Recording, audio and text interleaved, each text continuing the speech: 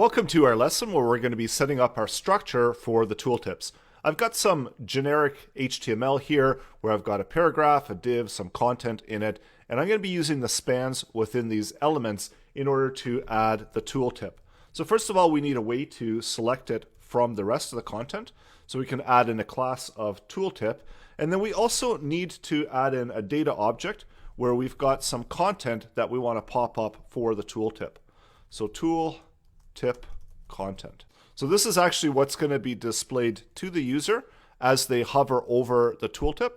And let's also add in one more. We're going to add that into the other span that we've got down here below, where we're also got JavaScript, and maybe in this one we can just output JavaScript. So that gives us some content that we can work with, and make sure that we still have the same tooltip that says a class of tooltip, so that we can utilize that information. Blank element that we can use can also output some of the tooltip information. So refreshing our page, not a whole lot to see as we don't have any functionality in there quite yet. Also going into our CSS, let's add some styling for the tooltips so we can distinguish them from the rest of the page. We can set them up to blue. We can also set in a background color for them as well. So again, so we can distinguish them from the rest of the content. So refreshing it, so now we've got our two tooltips on page.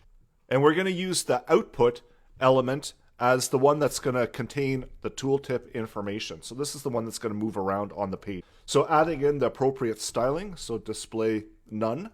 Let's set its position as absolute so we can position it on the page, and then have a border of 1 pic solid red. And again, this is going to be the tooltip that's going to show up on the page. You can also set a background color, and this can be anything that you want, anything that fits into your styling. I'm just doing some generic content here so that we've got some really basic styling being added into it. Also maybe some padding, so 5 pics of padding. And by default, we can set a top position of 100 pics and a left position of 50 pics if we wanted to, so that we can see that tooltip content.